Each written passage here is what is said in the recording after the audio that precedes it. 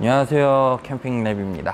본격적으로 장마철이 시작이 됐습니다. 장마가 오면은 우리 카라반 캠핑 하시는 분들한테는 좀 주의를 기울여야 될 시기인데요. 그 이유가 이제 카라반의 최대 문제 중 하나가 누수예요. 누수.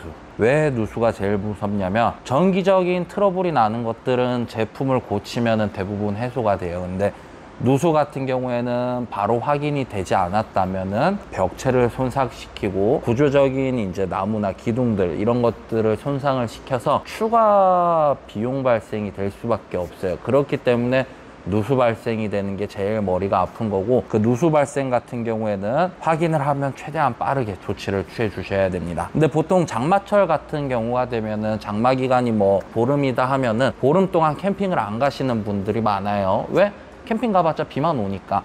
저는 뭐 우중 캠핑 좋아하는데 많은 분들이 이제 우중 캠핑을 싫어들 하시더라고요. 근데 장마 기간이 시작된 뒤로 한 번도 카라반에 안 들렸다가 장마가 끝나고 카라반에 들려보니 물난리가 나 있었다, 물이 뭐 여기저기 흥건히 젖어 있다, 이런 경우들이 많아요. 그렇기 때문에 장마철 전에, 장마가 본격적으로 시작되기 전에 사전 점검을 통해서 추가 발생되는 피해들을 막을 수 있도록 부단한 노력을 하셔야 됩니다. 일단은 카라반 같은 경우에는 완전 방수라는 게 없습니다. 카라반 같은 경우에는 물을 사방으로 튀겨주는 거를 막아주는 게 아닌 구조적인 차수라는 개념에 가깝습니다. 그 말이 뭐냐라고 하면은, 우리 대표적인 냉장고 벤트라든가 맥스팬 같은 경우에는 물을 완벽하게 막아주는 제품이 아니에요. 위에서 아래로 떨어지는 물들을 막아주는 거지, 밑에서 위로 튀기는 물 같은 경우에는 안으로 물이 다 유입되게 됩니다. 이거는 구조적인 특성이에요. 그렇기 때문에 직접적인 해결이 되는 게 아닌데, 일반적인 강수에서는 비를 막아주고 하는데 문제가 없어요. 다만 강수량이 너무 많고 빗줄기가 굵고 바람이 거세게 불면, 원래 빗물도 위에서 아래로 떨어지지만 바람이 세게 분다 하면은 거의 대각선으로 불죠.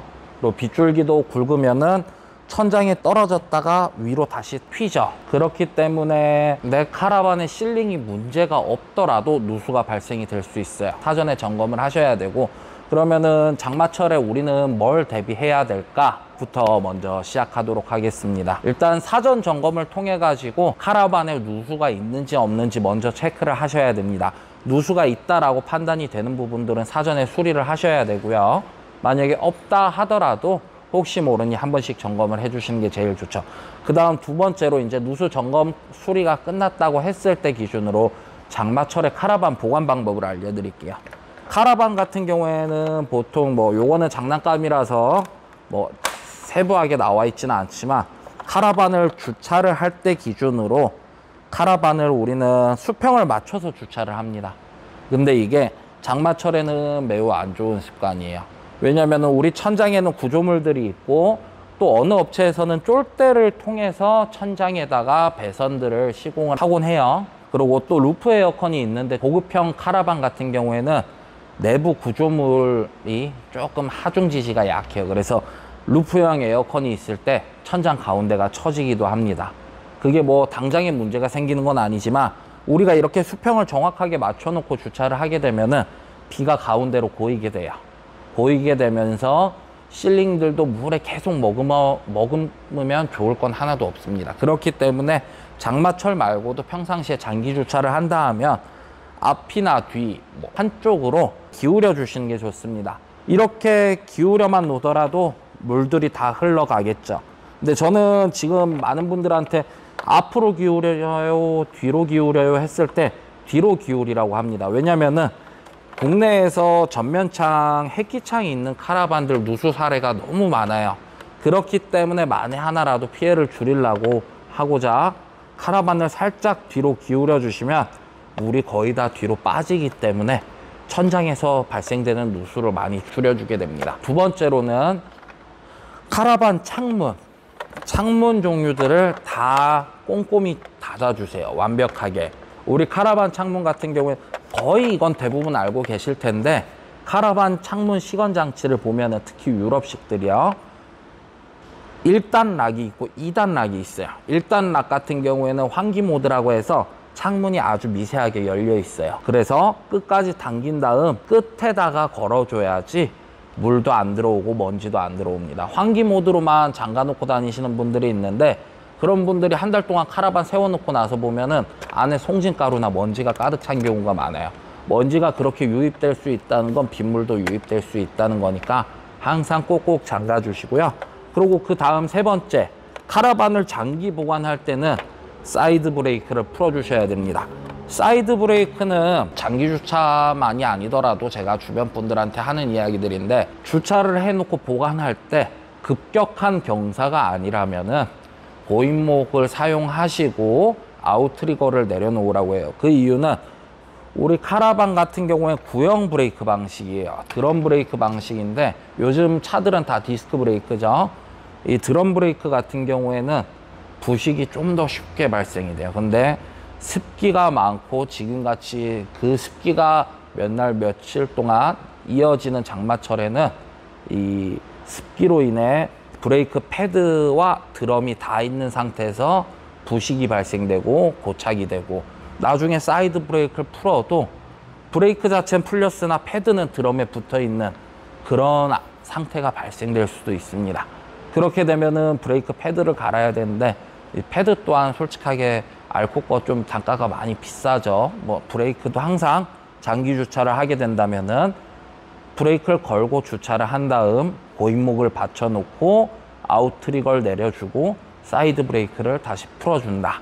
이렇게 보관을 해 주셔야 됩니다. 네 번째, 대부분 카라반에는 판넬과 판넬을 접합해 주는 부위에 알루미늄이나 뭐 스틸로 된 브라켓이 레일이 들어가고, 그 레일을 피스로 고정한 다음에 이런 몰딩을 껴주게 됩니다. 이 몰딩의 이탈 유무를 확인을 하시고 점검을 해 주셔야 됩니다. 이 몰딩을 벗겨내게 되면 이건 별거 없어요. 사실상 고무랑 비슷한 건데, 이게 이제 몰딩 그 레일에 껴져 있거든요. 요걸 빼보면 안에 피스들이 있어요. 그 레일과 벽체를 고정해 주는 용도인데, 이게 이 몰딩이 빠져 있게 되면 피스가 직접적으로 누출이 되고, 그 피스가 뚫려 있는 구멍을 통해서 물들이 유입되는 경우들이 많습니다. 한 번씩은 카라반 전체적인 몰딩들을 점검을 해 주시고, 열 변형 때문에 빠지는 경우가 많거든요. 빠져 있는 건 다시 껴주고, 그리고 또 오래된 것들은 이게 보면은 이대로 여유롭게 껴지는 게 아니라 살짝 이렇게 눌려서 껴져요. 이렇게 원래는 이렇게 평평한 거를 꽂아 놓으면 이렇게 톡 튀어나오게 됩니다. 요 라인대로 햇빛에 경화가 돼서 갈라지는 경우가 많아요. 충분히 점검을 해 주시고, 사갔다 오래됐다 싶으면은 교환을 해 주셔야 됩니다. 뭐 요거 국내에서 구매하면은 비싼데, 해외에서 그럼 찾아보면은 좀 저렴하게 있거든요. 이거 같은 경우에는 뭐 솔직히 별다른 기술이 필요한 게 아니기 때문에 뭐 굳이 업체 방문하실 필요 없이 직접 주문하셔서 교체를 하셔도 됩니다. 여섯 번째로는 이 7핀, 13핀 뭐 이런 커넥터 있죠. 견인장치 커넥터. 요게 보통 A프레임에 있는데, 요 꽂히는 커넥터 부분을 바닥으로 향하게 해주세요. 왜냐면은 가끔씩 그냥 이렇게 놓고 뭐 이렇게 그냥 대강 놓으시는 분들이 있어요. 근데 그렇게 되면 빗물이 이 위쪽을 타고 들어가서 내부 배선까지 들어가게 됩니다. 내부 배선까지 물이 들어가게 되면 나중에 이제 이거 교환을 위해서 탈거를 하고 했을 때 배선에 부식이 발생되는 경우가 많아요. 그렇게 되면은 접점도 안 좋아지고 사소한 충격에도 내부 구리선들이 뚝뚝 끊기게 돼요. 그렇기 때문에 사전에 미리 수그려 놓고 물이 내부로 유입되지 않게 해주세요. 그리고 일곱 번째, 내부 습기를 조절을 해 주셔야 됩니다.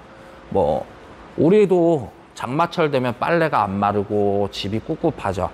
똑같습니다. 카라반 같은 경우에도 내부에 습기가 차게 되면은 전체적으로 이제 꿉꿉하게 되는데, 카라반 같은 경우에는 주택으로 따지면은 목조 주택에 가까워요. 나무가 많이 들어가 있고, 뭐 대부분 경량화 때문에 또 그렇게 고가의 목재가 사용되지는 않습니다. 물론 뭐 고가의 카라반 같은 경우에 목재도 좀 좋은 거 들어가는 경우가 있는데, 일반적인 우리가 쓰고 있는 뭐 보급형 카라반들 같은 경우에는 조금 저렴한 등급의 목재가 들어가요. 왜냐면은 고급성보다는 경량화가 중심인 카라반들이기 때문에 뭐 목재 너무 좋은 걸 바라시면 안 돼요. 근데 뭐 어찌됐거나 이 목조 주택이나 목조로 이루어진 구조목들은 습기가 많이 차게 되면은 비틀림이라는 게 발생됩니다.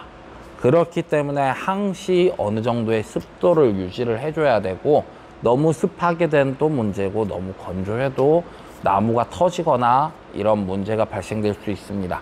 그렇기 때문에 장마철에는 제습기를 한 번씩 돌려준다라던가, 아니면 물 먹는 하마 같은 제습제 같은 거를 주기적으로 한 번씩 갖다 놓고 물 차면은 제거하고 새 걸 넣어주고 하는 관리가 필요합니다.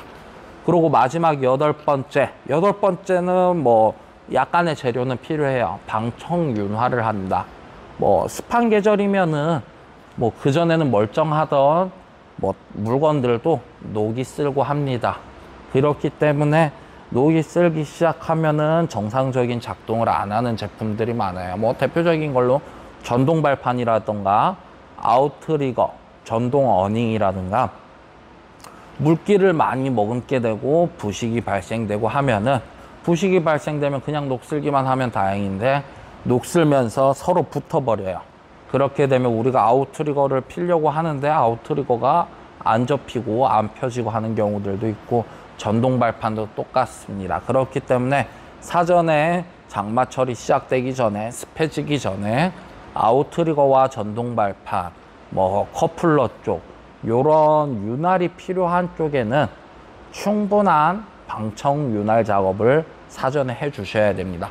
요 윤활과 방청 같은 경우에는 뭐 꼭 장마철이 아니더라도 주기적으로 한 번씩 해줘야 돼요. 그런 거를 해줘야지 오랫동안 좋은 상태의 컨디션으로 유지를 할 수 있기 때문에 주기적인 관리가 필요합니다. 지금까지 대략 8가지 정도의 장마철 대비 사항들을 알려드렸는데, 요 정도만 해도 뭐 장마 한 번 났는다 해서 카라반 컨디션이 떨어졌다 이런 거 없이 깔끔하게 오랫동안 사용하실 수 있습니다. 장마가 시작되기 전 빠른 사전 대처로 큰 피해 없이 이번 장마도 무사히 지나갔으면 좋겠습니다. 다음엔 더 좋은 정보로 찾아뵙도록 하겠습니다. 그럼 다음 시간에 또 만나요.